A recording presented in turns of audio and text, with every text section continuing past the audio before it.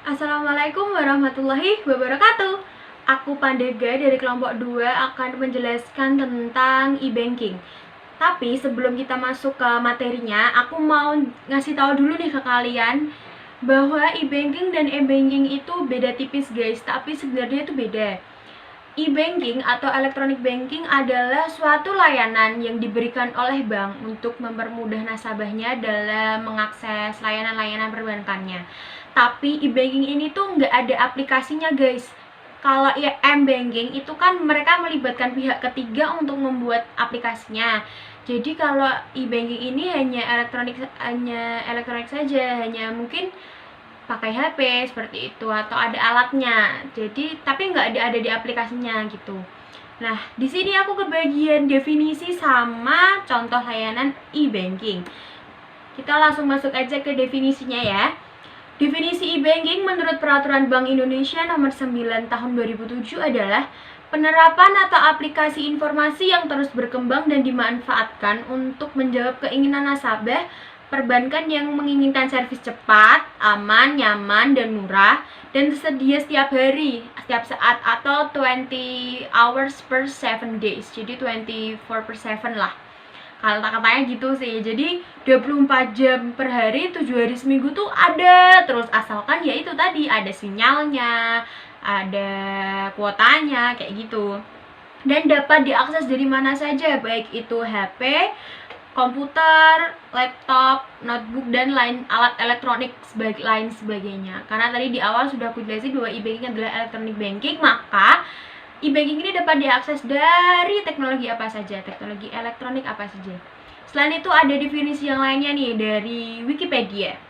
E-banking menurut Wikipedia adalah kegiatan melakukan transaksi, pembayaran dan transaksi lainnya melalui internet dengan website milik bank yang dilengkapi sistem keamanan. Jadi e-banking ini tuh bentuknya hanya sebuah website gitu loh guys. Jadi kayak ya mungkin Mandiri Syariah apa, bank apa, BCA apa gitu-gitu. Jadi mereka hanya lewat melalui web aja. Selanjutnya adalah contoh layanan e-banking. Contoh layanan e-banking ini ada beberapa guys. Yang pertama adalah ATM atau Automatic Teller Machine. Jadi ATM itu juga electronic banking guys, karena dia ya elektronik gitu loh, ada alatnya, pakai mesin gitu kan. Selanjutnya adalah sistem aplikasi perbankan atau Banking Application System. Yang ketiga adalah sistem penyelesaian bruto waktu nyata atau Real Time Gross Settlement System. Yang keempat adalah perbankan daring atau internet banking. Nah, internet banking ini adalah salah satu dari electronic banking guys. Dan yang terakhir adalah sistem clearing elektronik. Sekian dari saya, akan dilanjutkan oleh teman saya. Terima kasih. Baik, selanjutnya adalah manfaat internet banking. Jadi, pada awalnya layanan ini disediakan oleh bank untuk mempermudah pihak bank dalam melakukan berbagai transaksi perbankan. Namun tujuan utamanya adalah untuk kita sebagai nasabah tidak perlu repot lagi untuk keluar rumah atau untuk pergi ke bank, ke ATM, untuk melakukan transaksi. Kecuali untuk tarik tunai, kita memang perlu untuk pergi ke bank atau ke ATM. Jadi dengan kita menggunakan layanan internet banking ini, kita dapat melakukan transaksi perbankan dimanapun, kapanpun, asalkan kita ada jaringan internet. Dan dengan demikian kita akan efisien dalam waktu dan biaya. Jadi banyak manfaat yang kita peroleh dari internet banking. Yang pertama adalah kita bisa melakukan transfer uang non tunai. Di sini kita tidak perlu repot-repot lagi untuk pergi ke ATM. Kita cukup login pada situs internet bank kita masing-masing, lalu kita mengikuti prosedur yang disediakan dan dengan cepat uang itu akan berpindah pada rekening yang kita tuju. Yang selanjutnya, yang kedua, kita bisa mengecek saldo dan mutasi rekening. Jadi, jika kita ingin melihat saldo, kita cukup login seperti saat kita melakukan transaksi, namun kita akan memilih pilihan untuk pengecekan saldo. Kita bisa melakukan pengecekan saldo pada laptop, gadget, dan manapun asalkan kita juga memiliki koneksi internet. Dan kita bisa melihat mutasi rekening atau transaksi keuangan terakhir yang kita lakukan. Biasanya itu ada 5 terakhir mutasi rekening yang ada. Selanjutnya, yang ketiga, kita bisa membayar tagihan bulanan. Kini pembayaran tagihan bulanan seperti pembayaran listrik, telepon, pendidikan, TV, kita bisa melakukannya tanpa harus ke tempat tersebut. Kita bisa melakukannya pada e-banking ini atau internet banking yang tentunya tempat pembayaran tersebut telah disetujui oleh bank kita masing-masing. Yang keempat adalah isi ulang pulsa elektrik. Jadi pulsa elektrik untuk ponsel, modem, kita bisa mendapatkan dengan mudah dengan layanan internet banking. Jadi kita tidak perlu lagi pergi ke outlet atau ke toko pulsa untuk mengisi ulang pulsa elektrik kita. Namun biasanya pembeliannya itu dengan minimal Rp25.000. Selanjutnya bisa yang kelima itu pembayaran e-commerce. Manfaat yang kita dapatkan adalah untuk pembayaran e-commerce.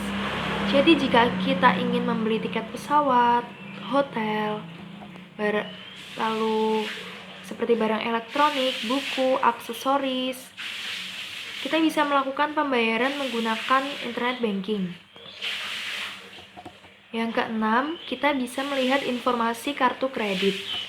Di sini informasi tagihan kartu kredit seperti informasi saldo, data transaksi dan informasi lain-lainnya juga kita bisa melihat dari internet banking. Yang ketujuh, kita bisa melihat informasi kurs. Jadi nilai jual beli mata uang kita bisa melihatnya dari situs resmi internet banking kita. Jadi kita bisa selalu up to date melihat keadaan mata uang terhadap rupiah, ataukah naik ataukah turun. Jadi nilai mata uang tersebut seperti dolar Amerika, Singapura, dolar Hong Kong, dan mata uang lainnya. Yang terakhir, manfaatnya adalah kita bisa mengetahui program bank. Jadi seperti bank selalu memberikan pinjaman untuk programnya seperti investasi, pinjaman angsuran, dan deposito.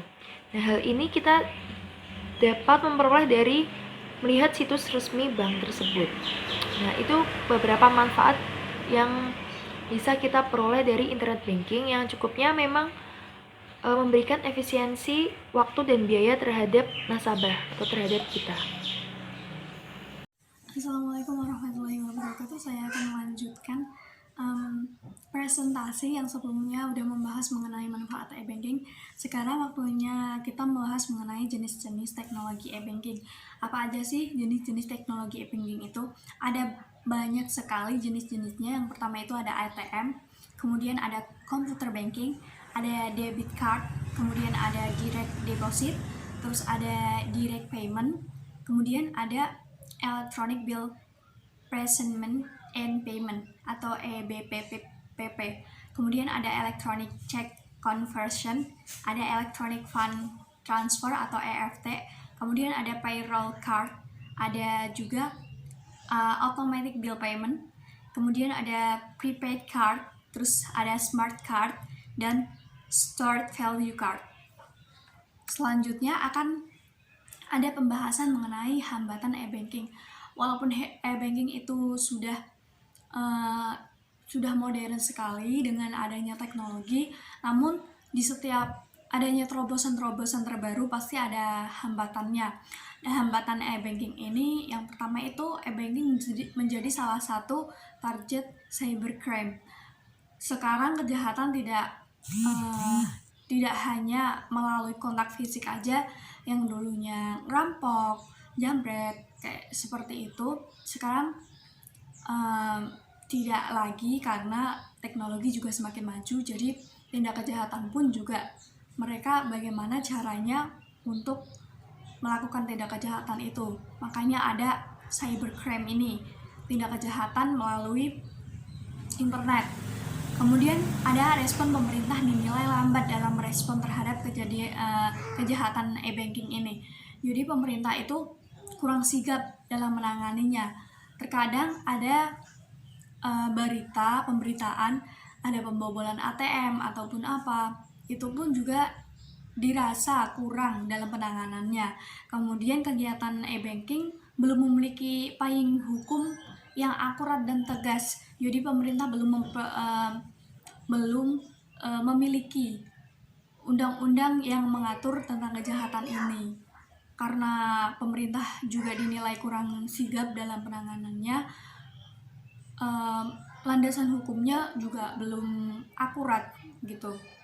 Kemudian para pelaku usaha atau perbankan dalam masyarakat pada umumnya masih kurang peduli terhadap proses penanganan kasus-kasus tindak pidana e-banking. Assalamualaikum warahmatullahi wabarakatuh.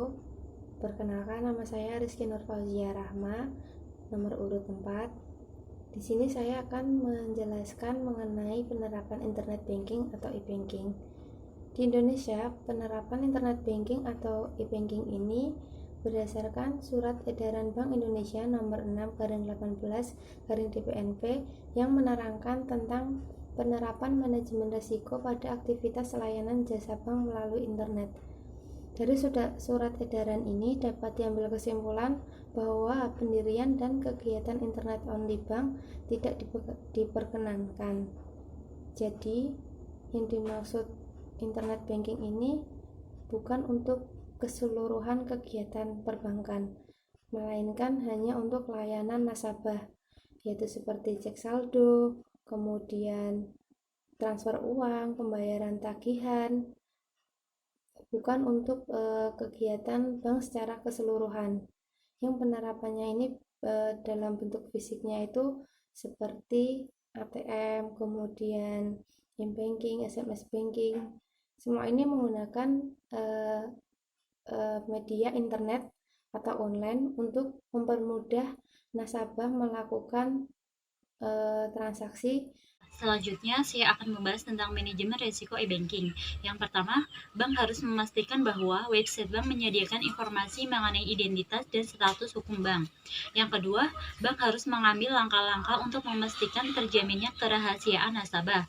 Yang ketiga, memiliki prosedur perencanaan darurat dan berkesinambungan usaha yang efektif untuk memastikan tersedianya sistem dan jasa e-banking.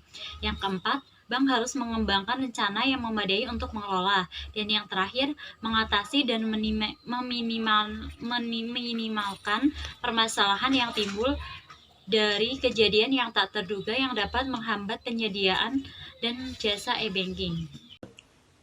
Yang selanjutnya adalah sistem keamanan dalam e-banking.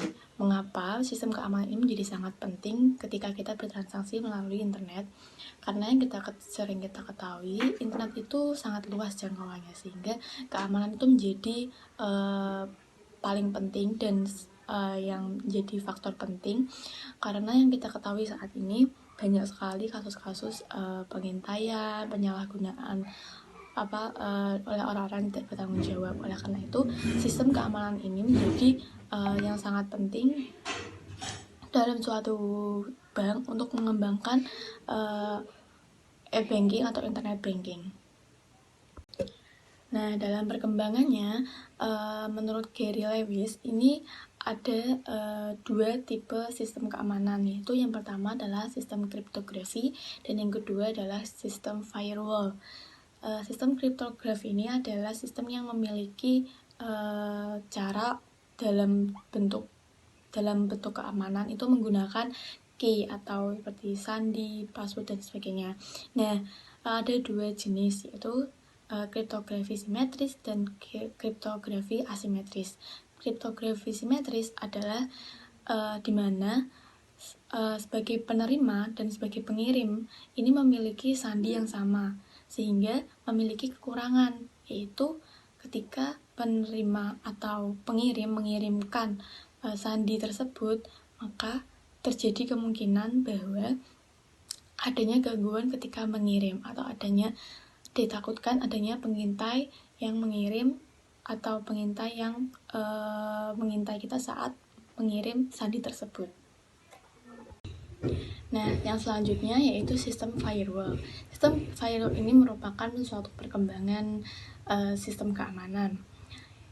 Apa sih sistem firewall ini? Sistem firewall merupakan sistem yang melindungi pihak-pihak atau nasabah dari orang yang tidak diizinkan masuk. Bagaimana sih caranya firewall melindungi pihak-pihak tersebut? Yaitu dengan cara menambah hambatan atau menggandakan hambatan atau kesulitan kepada orang yang tidak diizinkan masuk, sehingga orang tersebut memiliki resiko yang kecil untuk mengintai atau memasuki atau menyerang pihak-pihak atau nasabah tersebut. Nah, namun firewall ini memiliki kelemahan, yaitu tidak bisa menghindari virus, atau dapat dikatakan bahwa sistem firewall ini tidak kebal terhadap virus. Ain't tryna be cool like you, wobbling around in your high heel shoes. I'm clumsy, made friends with the floor. 2 for 1, you know a bitch by 4. And 2 left feet, you know I always drop. First thing a girl did was a bop, and the whole damn cake and the cherry on top. Shook up the bottom, made a good girl pop. You ain't even here to party, Ken in the club tryna pipe a Barbie. I don't wanna go